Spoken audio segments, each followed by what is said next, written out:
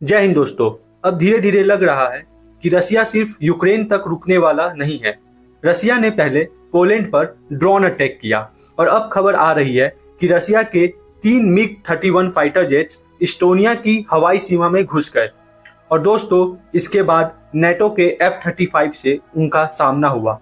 तो दोस्तों आज इस वीडियो में हम डिस्कस करेंगे कि क्या रसिया अब धीरे धीरे यूक्रेन के बाद नेटो कंट्रीज पर अटैक करने की तैयारी कर रहा है, और अगर ऐसा है तो अमेरिका और नेटो रसिया के खिलाफ क्या एक्शन लेंगे। तो दोस्तों सबसे पहले बात करते हैं इस इंसिडेंट के बारे में।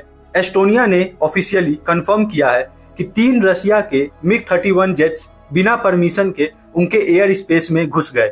ये जेट्स वेंडलू आइलैंड के पास 12 मिनट तक रहे। अब वेंडलू आइलैंड एस्टोनिया का एक छोटा सा आइलैंड है, उसी में रसिया के ये 3 MiG-31 जेट्स घुसे, 12 मिनट तक मस्त घूमे और तीनों जेट्स ने अपने ट्रांसपोंडर को बंद किया हुआ था।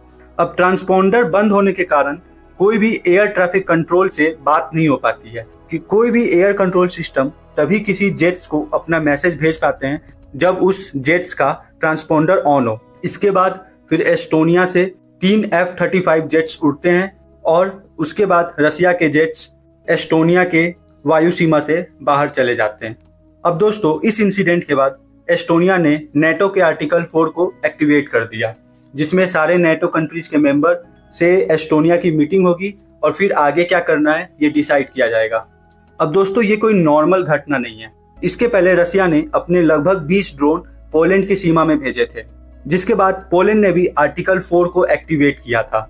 अब ये सब जानते हैं कि 20 ड्रोन एक्सीडेंटली किसी भी देश में इंटर नहीं कर सकते, तो रसिया ने ये ड्रोन्स जानबूझ के भेजे थे। रसिया बेसिकली नेटो कंट्रीज के पेशेंस को ट्राई कर रहा है और उनके एयर डिफेंस सिस्टम को भी टेस्ट कर रहा है। अब रसिया ने पहले पोलैंड पर ड्रोन अटैक किया, उसके बाद रसिया ने पोलैंड की सीमा पर ही अपने सबसे डेंजरस इस्कंदर मिसाइल की डिप्लॉयमेंट की, जो केवल 3 मिनट में पोलैंड के किसी भी शहर को तबाह करने में सक्षम है। तो धीरे धीरे रसिया अब नेटो कंट्रीज पर प्रेशर बना रहा है और अभी रसिया और बेलारूस ने मिलकर 3 साल बाद फिर से वॉर एक्सरसाइज की है। और सबसे इम्पोर्टेंट बात यह है कि रसिया ने 3 साल पहले जब बेलारूस के साथ वॉर एक्सरसाइज की थी, उसके जस्ट बाद यूक्रेन पर अटैक कर दिया था। और अब रसिया बहुत ही बड़े स्केल पर फिर से 3 साल बाद बेलारूस के साथ एक वॉर एक्सरसाइज कर रहा है। तो बहुत हद तक ये चांस है कि रसिया अब नेटो पर अटैक करने की प्लानिंग कर रहा हो।